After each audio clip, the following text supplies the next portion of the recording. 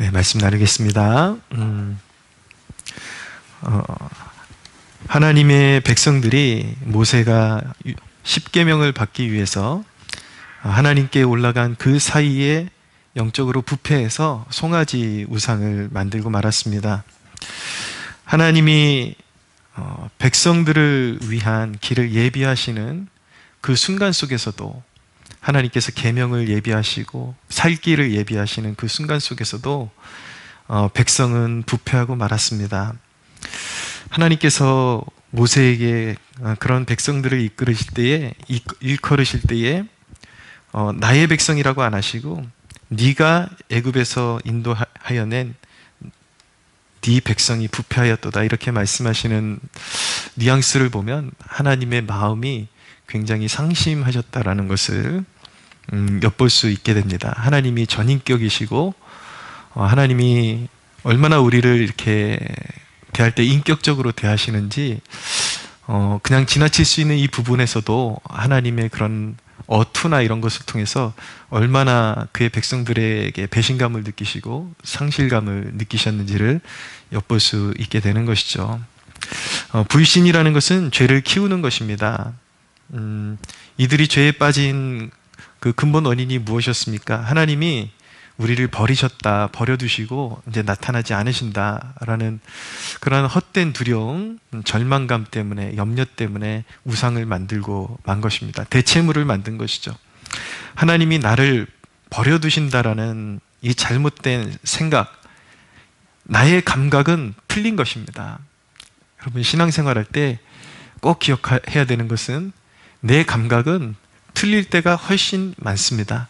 각별히 100% 틀리는 대목은 하나님에 대한 오해를 할 때, 하나님에 대해서 인색하게 생각이 들거나 하나님에 대해서 어떤 그릇된 생각이 드는 것은 100% 내 감정이고 잘못된 것이고, 그것을 따라가면 반드시 죄에 빠지고 만다라는 것을 배워야 되는 것입니다. 그렇기 때문에 그런 죄에 빠지지 않으려면 항상 말씀 가까이 하십시오. 여러분들의 눈과 귀, 마음에 하나님의 말씀을 채워야 합니다. 부족함 없이 채우고 항상 말씀을 따라갈 수가 있어야 합니다. 믿음이 약해지면 스스로 부패해지고 죄악의 길로 걷게 됩니다. 하나님은 우상을 만든 백성에게 목이 뻣뻣한 백성이라고 말씀하셨습니다. 목이 뻣뻣한 백성이다. 무슨 말씀일까요? 타일러도 듣지 않는 그런 상태를 말씀하는 것입니다. 오늘 여러분, 성령의 도우심 가운데 여러분들의 영적인 상태를 한번 체크해 보기 바랍니다. 혹시 그런 어떤 하나님의 감동하심을 외면하고 있는 것은 아닌지, 여러분들의 내면과 신앙의 그런 전반적인 태도를 한번 돌아보는 시간을 가지십시오.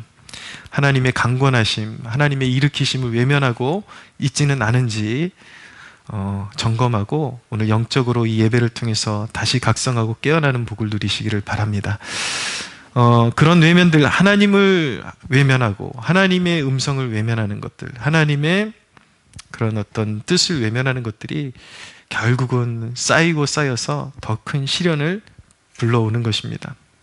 하나님께서 너무 상심 중에, 또 분노하시는 중에 이런 우상숭배에 빠진 이스라엘 백성들을 멸망시키겠다고 모세에게 말씀하시니까 모세가 하나님 앞에 엎드려 중보자로 나섰습니다. 오늘 모세의 중보에 대한 메시지를 여러분들에게 몇 가지를 말씀드릴 것입니다. 모세의 중보는 첫째, 하나님이 구원하신 백성임을 상기시켜드리는 기도였습니다.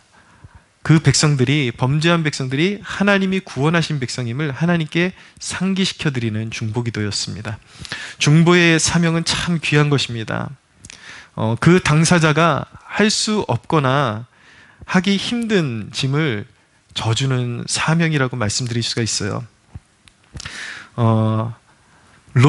아브라함의 조카 롯이 소돔이 멸망할 때에 간신히 구원을 받았죠. 그때 하나님께서 하신 말씀이 무엇이었습니까? 아브라함을 생각하사라는 말씀이에요. 아브라함을 생각하셔서 롯을 구원해 주셨습니다. 아브라함이 평소에 조카를 위해서 중보했던 그 아브라함을 하나님께서 생각해 주셨던 것입니다. 하나님께서 무언가를 결정하실 때에 중보자들을 항상 떠올리시고 생각하신다라는 것을 배울 수 있게 되기를 바랍니다. 중보는 우리가 생각하는 것보다 더 큰 사명이고 더 위대한 그런 순종인 것입니다. 마태복음 9장에 보면은 중풍병자의 이야기가 나옵니다. 중풍병자를 상에다가 실어가지고 내 모퉁이에 내 친구가 믿음을 가지고 예수님께 나왔는데 예수님이 거하시는 그 집에 들어갈 틈이 없는 거예요. 사람이 너무 많아가지고.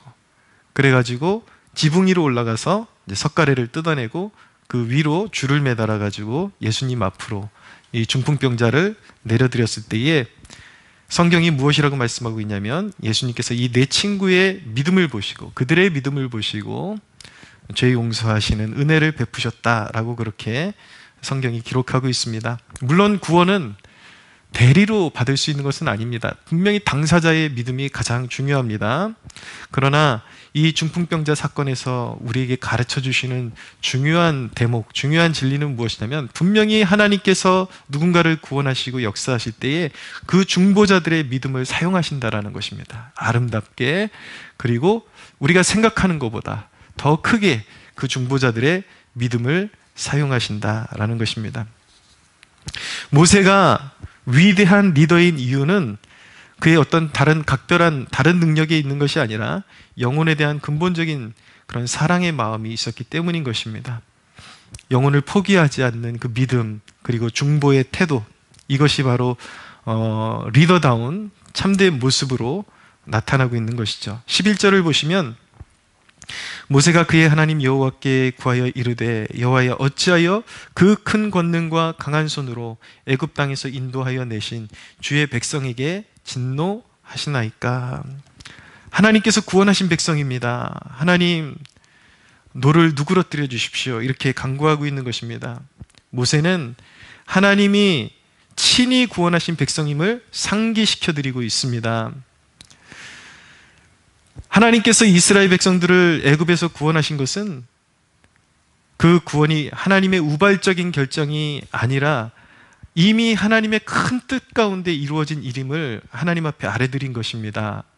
하나님이 이스라엘 백성들을 향해서 가지고 있던 큰 뜻은 무엇입니까? 그들을 예배자로 삼으시고 그들을 통해서 예배 받으시고 동행하시고 또 그들에게 영구한 기업을 주고자 하시는 큰 뜻을 우발적으로 택하신 것이 아니라 이스라엘을 하나님은 만세전에 이미 계획하시고 큰 뜻을 품고 구원의 뜻을 품고 그들을 애굽에서 불러내셨던 것입니다. 그런데 어떻게 하나님 이 순간에 허무하게 저들이 죄악에 빠지긴 했지만 저들을 그냥 버리시겠습니까? 멸망시키시겠습니까? 저들은 연약하지만 하나님이 구원하신 애초에 그 큰 뜻을 기억하여 주옵소서라고 기도하는 것이죠. 모세가 이렇게 기도하는 것, 그리고 성경이 이렇게 기록하고 있는 이유는 무엇이냐면 하나님이 모르셔서가 아니라 그렇게 기도하는 것, 모세처럼 기도하는 것이 하나님이 기뻐하시는 기도임을 가르쳐주기 위함인 것입니다. 우리에게 이렇게 기도해라. 중보할 때 죄악에 빠져있는 영혼들, 우리 주위에 죄악에서 헤어나오지 못하는 그런 영혼들, 이전에 주님을 신뢰하다가 주님을 떠나 있는 그런 지체들이 있다면 바로 이런 기도를 배워서 적용해서 기도하라고 우리에게 가르쳐주고 계신 것입니다. 하나님 그들을 구원하실 때 실수하신 것이 아니라 큰 뜻을 품고 구원하신 것 아닙니까? 기억하여 주옵소서, 돌이켜 주옵소서. 그런 기도를 하나님께서 원하시는 것입니다. 여러분들 주위에 침체에 빠져있는 사람들, 떠오르는 사람들이 있다면 모세가 기도한 것처럼 하나님의 그 구원의 큰 뜻을 기억하면서 아뢰드리며 기도하는 여러분들 되시기를 바랍니다. 여러분들 스스로에게도 적용해야 합니다. 신앙생활하면서 신앙에 하나님을 향한 의심과 회의감이 몰려올 때에 나를 하나님이 부르셨을까? 이 사명지로 하나님이 부르셨을까? 이런 어떤 회의감이 몰려올 때에 꼭 기억하십시오. 하나님의 여러분을 향한 구원하심과 그 부르심에는 반드시 후회함이 없으시다라는 것, 하나님께서 큰 뜻을 품고 여러분들을 부르셨다라는 것을 항상 의심 없이 그것을 생각하고 마음에 떠올리는 여러분들 되시기를 축복합니다. 모세의 중보는 두 번째로 하나님의 영광이 훼손되지 않길 바라는 간절한 간구였습니다.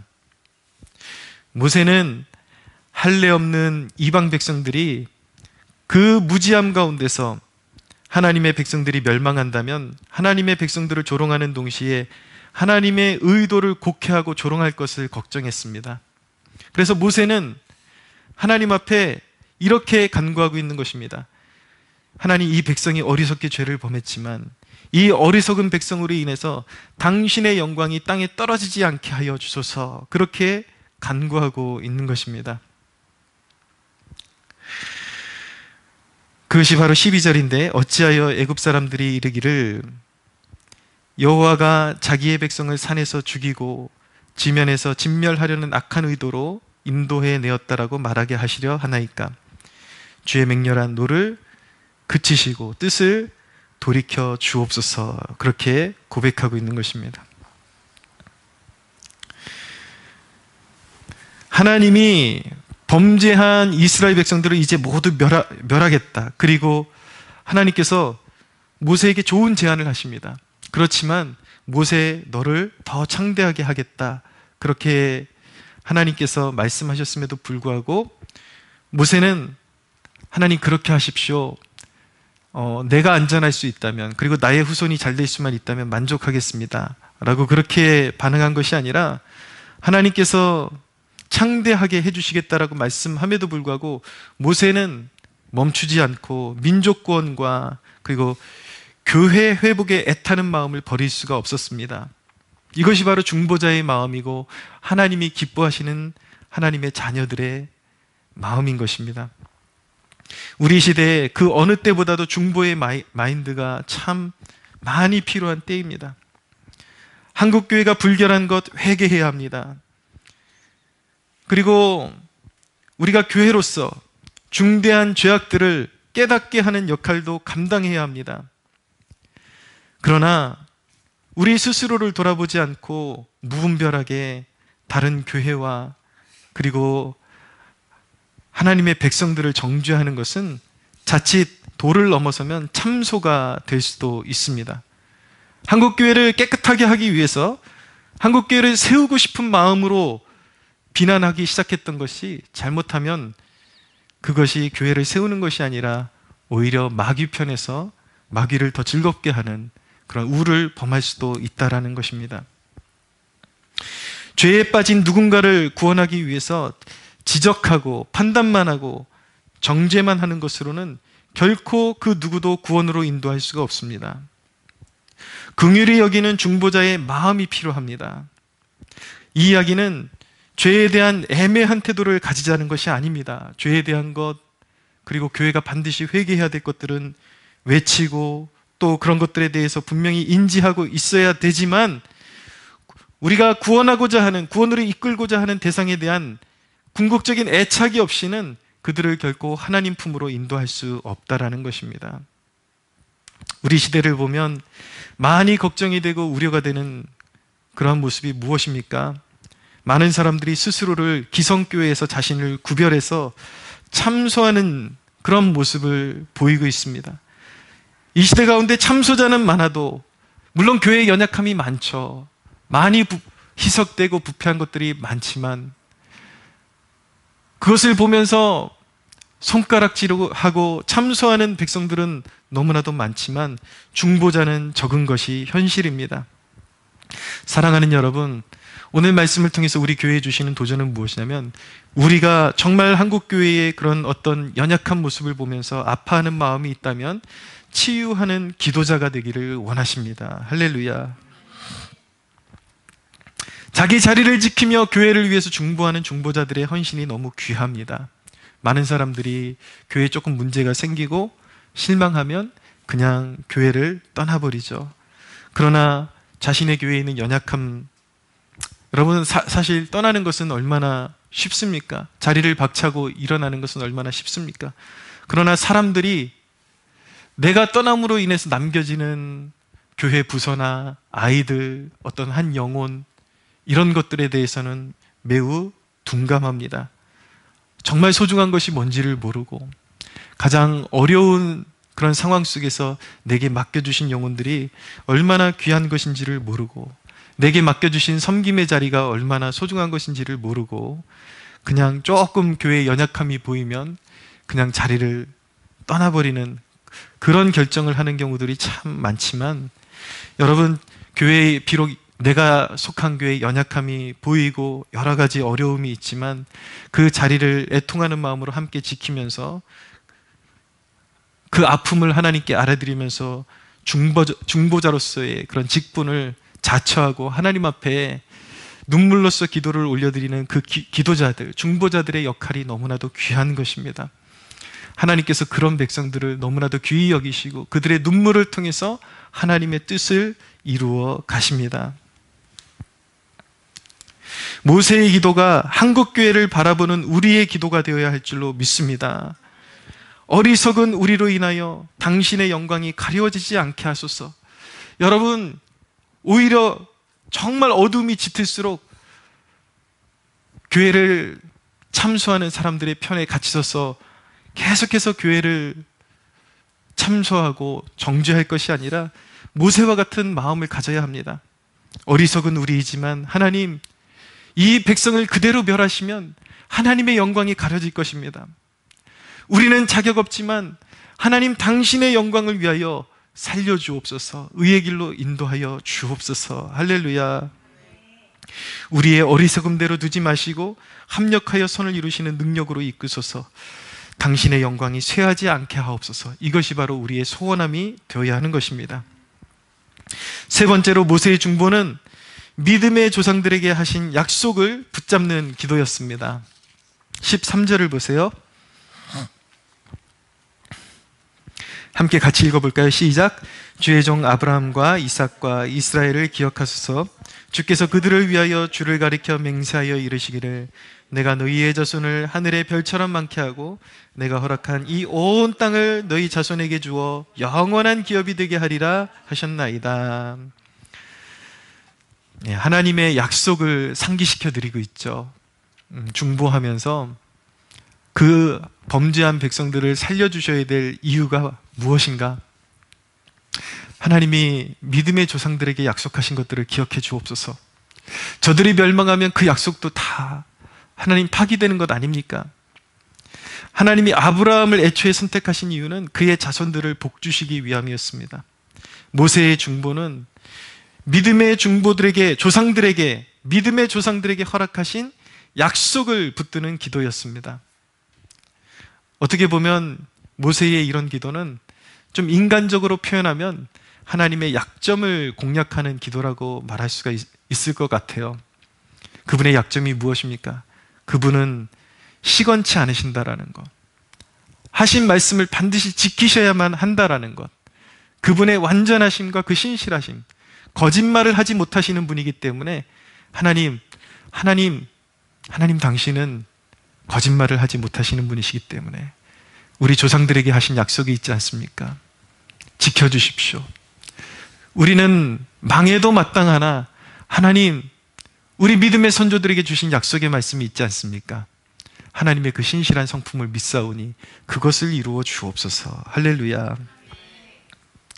이제 우리는 아브라함의 씨로 오신 예수님 안에 주신 약속을 붙들고 기도할 수가 있습니다. 우리로 하여금 예수 믿게 하심은 제사장 나라가 되게 하시고 영원한 천국을 우리에게 유업으로 주시기 위함인 것입니다. 그런 약속이 있습니다. 믿는 자들에게 너희를 나의 나라로 삼을 것이다. 그리고 영원한 천국을 너희에게 유업으로 줄 것이다. 이것이 예수 그리스도를 믿는 자들에게 주어진 약속 아닙니까? 우리는 약속을 가진 자들입니다. 할렐루야. 믿는 우리 중에 누군가가 실족한다면 우리를 위해 자신을 주신 예수님께 불명예가 되는 것입니다. 그러므로 우리는 우리를 구원하신 주님 안에서 주신 하나님께서 우리에게 주신 약속이 이루어지게 하셔서 주님의 이름에 불명예가 되지 않도록 해달라는 기도를 올려드릴 수 있는 것입니다. 우리 곁에 방황하는 지인들을 위해서 할 수 있는 일이 이것입니다. 그들을 위해서 이렇게 기도하십시오. 그들을 바로잡아 주셔서 약속을 주신 하나님의 그 이름의 영광이 되게 하여 주옵소서. 그렇게 기도하십시오. 하나님께서 반드시 우리의 기도를 들어주실 것입니다. 믿는 자들을 축복하시기 위해서 그 아들을 주셨으니 그 아들의 이름과 피 흘림을 기억하사 용서하시고 돌이켜주심을 우리는 믿고 기도해야 하는 것입니다. 여러분, 예수 그리스도는 하나님과 우리 사이의 중보자가 되십니다. 또 예수님의 대리자로 오신 성령께서 우리 안에서 탄식하면서 우리를 위해서 기도해 주십니다. 성령께서 우리의 중보자가 되십니다. 우리는 마땅히 기도할 바를 알지 못하나 성령께서 하나님의 뜻대로 말할 수 없는 탄식을 가지고 저와 여러분들 안에서 기도하고 계십니다. 믿으십니까? 우리의 중보자, 궁극적인 중보자는 결코 우리를 떠나지 아니하십니다. 여러분, 여러분이 건재할 수 있는 이유, 여러분들이 지금까지도 계속 연약함이 수없이 넘어지고 수없이 하나님과의 그런 어떤 약속에 있어서도 가끔 신실하지 못할 때에도 불구하고 여러분들이 이렇게 보호를 받고 이 자리에 설 수 있었던 그 이유는 무엇입니까? 끊임없는 성령님의 중보가 있었기 때문이고 우리 주 예수 그리스도의 중보가 있었기 때문인 것입니다. 할렐루야. 근데 여러분, 우리가 정말 주님의 중보하심을 믿는다면 지금도 끊임없이 우리가 일어서기를 간구하고 계시고 중보하고 계신데, 우리가 그 은혜를 안다면 우리를 위해서 기도하시는 주님의 마음을 이해하고 우리가 처한 어둠 속에 그대로 방치되어 있는 것이 아니라 믿음을 가지고 헤어나올 때에, 그리고 넘어진 자리에서 우리가 용기를 내서 일어설 때에 여러분들을 위해 중보하시는 하나님께 영광이 되는 것입니다. 할렐루야. 여러분, 중보는 정말 놀라운 것입니다. 중보는 도대체 인간의 힘으로 불가능한 것들을 이루게 하시는 하나님의 도구인 것입니다. 최근에 지구촌 교회가 여러 가지 담임 목사님들 이렇게 자꾸 교체가 되면서 어려움을 겪어왔거든요. 최근에 새로운 담임 목사님이 오셨는데 이 담임 목사님 성함이 김우준 목사님이십니다. 이 목사님 간증을 잠시 듣게 되었어요. 근데 이 김우준 목사님이 목회자가 되는 과정에 대해서 잠시 간증을 들었는데, 목사님의 어머니가 이미 이 목사님 어린 시절에 목회자로 드리기로 그렇게 서원을 했다라는 거예요. 근데 아들에게 단 한 번도 너는 목회자가 되어야 한다라고 말한 적도 없고 강요한 적도 없었고, 오로지 중보를 통해서 그 결정을 하나님께 맡기고 하나님의 뜻이 있으면 하나님께서 반드시 돌이켜 주실 것이라는 그 믿음을 가지고 하나님께 맡겨드리고 뒤에서 보이지 않는 곳에서 기도할 뿐이었다고 합니다. 근데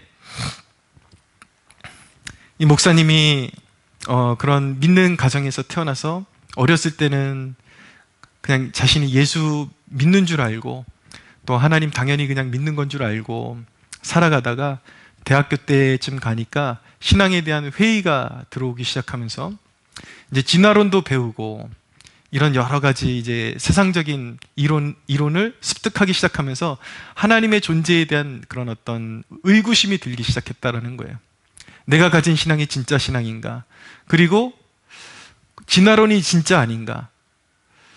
혹시라도 진화론이 진리 아닌가? 이런 고민에 빠지게 되면서 잠시 하나님 곁을 떠난 적이 있었다라는 것입니다. 교회를 떠나고 자신을 그냥 어떤 하나님이 살아계시다면 하나님의 순리에 맡기고 섭리에 맡기고 떠나서 진화론도 파고들어보고 여러 가지, 혹시라도 내가 그동안 가져왔던 신앙을 부인할 수 있는 정당한 이유가 있다면 하나님을 떠나기 위해서 방황했던 시절이 있었다라는 것입니다. 그런데 여러분, 한번 생각해 보세요. 그렇게 서원하고 목회자로 드리겠다라고 그렇게 서원하고 아들을 위해서 중보해오던 그 어머니의 입장에서는 아들이 그렇게 방황하던 시절이 어떻게 느껴졌을까요? 아마 절망처럼 느껴졌을 것 같아요. 하나님이 나의 기도를 외면하시는구나. 그 기간 동안에 그게 여러분 지금 지나오고 나니까 그냥 몇 년처럼 느껴지는 짧은 기간처럼 느껴지지만 부모 입장에서 자녀가 하나님을 떠나서 수년을 방황하고 있다면 나의 기도는 헛된 것인가? 얼마나 회의감이 들었겠습니까? 한 번도 목회자로 서원했다라는 이야기를 해주지 않았지만 이 목사님은 오히려 그 방황을 통해서 오히려 하나님의 창조의 섭리를 확신하게 되었고 하나님을 인격적으로 만나게 되었고 자신을 스스로가 이렇게 확실히 살아계신 하나님 앞에 내 삶을 드려야겠다는 결단으로 목회자로 그렇게 결단하게 되었다라는 그런 간증이었던 것입니다. 여러분, 무엇입니까? 인간에게 눈으로 보기에는 기도의 위력이라는 것은 그런 것입니다. 우리가 당장 누군가를 위해서 기도할 때에 당장의 변화가 보이지 않아서 우리는 실망합니다. 우리의 기도가 헛된 것 같고 다 피해 나가는 것 같습니다. 그러나 여러분, 하나님은 실패하지 않으십니다. 하나님은 응답하실 때 우리가 생각한 것보다 더 탁월한 방법으로 응답해 주십니다. 여러분, 얼마나 확실한 응답입니까? 그냥 주입된 신앙보다 오히려 그 목사님에게 그 방황의 계절을 통해서 세상의 이론이 얼마나 헛된지를 더 확신하게 되었고 자신이 믿는 신앙이 얼마나 더 복되고 확실한지를 더 확신하게 된 상태로 하나님 품으로 돌아와서 이제 목회자로 자기를 헌신하게 되니까 얼마나 더 확실한 신앙을 그가 소유하게 된 것입니까? 이와 같이 여러분, 중보는 당장에 우리가 원하는 대로 이루어지는 것 같지 않다 할지라도 모든 만물을 그 뜻대로 운행하시는 하나님의 섭리대로 하나님께서 반드시 이루어 주실 것이기 때문에 반드시 하나님께서 우리가 생각하는 것보다 더 확실한 방법으로 우리의 마음의 소원함을 이루어 주실 줄로 믿습니다. 여러분, 중보의 마음은, 우리가 중보의 마음을 갖는다는 것은 우리 안에 주님의 형상이 드러나는 것입니다. 우리 안에 주님의 형상이 있다라는 것이 드러나는 것입니다. 하나님의 거룩한 자녀들에게 주신 마음이 바로 중보자의 마음인 것입니다. 진정한 하나님의 자녀들마다 이 마음을 가져야 합니다. 죄악에 빠져있는 형제자매들을 불쌍히 여기는 마음, 우리 주변의 영혼들을 불쌍히 여기는 마음, 이 민족을 불쌍히 여기는 마음, 그 마음을 가진 백성들이 바로 하나님께서 귀히 여기시는 백성인 줄로 믿습니다. 아멘. 하나님은 우리를 구원의 협력자로 부르셨습니다. 오해 마십시오. 구원은 전적인 하나님의 성령의 능력으로 이루어지는 것이지만 하나님께서 그 구원의 과정 가운데 우리를 사용하시기로 뜻하셨다라는 그런 말씀을 하고 있는 것입니다. 여러분, 중보자로 자원하는 백성들은 아주 귀하게 쓰임을 받습니다. 하나님께서 부흥을 일으킬 때에 항상 중보자들의 기도를 통해서 하나님께서는 한 교회와 그리고 한 나라와 백성에게 부흥을 허락해 주십니다. 모세가 백성들을 위해서 기도했을 때 하나님께서 어떻게 반응하셨는지 한번 보십시오. 14절을 보면 여호와께서 뜻을 돌이키사 말씀하신 화를 그 백성에게 내리지 아니하시니라. 할렐루야. 아멘. 모세의 기도에 하나님께서 뜻을 돌이켜 주셨습니다. 여러분, 이 강력한 중보의 사명을 외면하면 소망이 없습니다. 어디에 소망이 있겠습니까? 여러분들의 가정에 여러분들을 부르신 목적이 있을 텐데, 중보자로 부르시는 하나님의 부르심이 있을 텐데, 먼저 부름을 받아서 여러분들이 잠들어 있다면, 깨어있지 못하다면, 중보의 사명을 받들지 못한다면 여러분들의 가정의 소망은 어디에 있는 것입니까?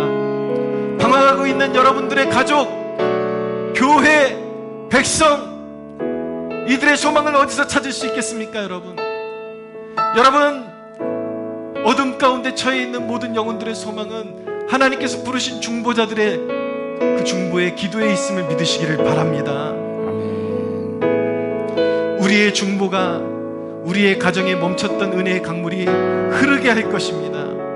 우리의 중보가 미래를 짊어진 사명자들을 이곳에 일으킬 것입니다.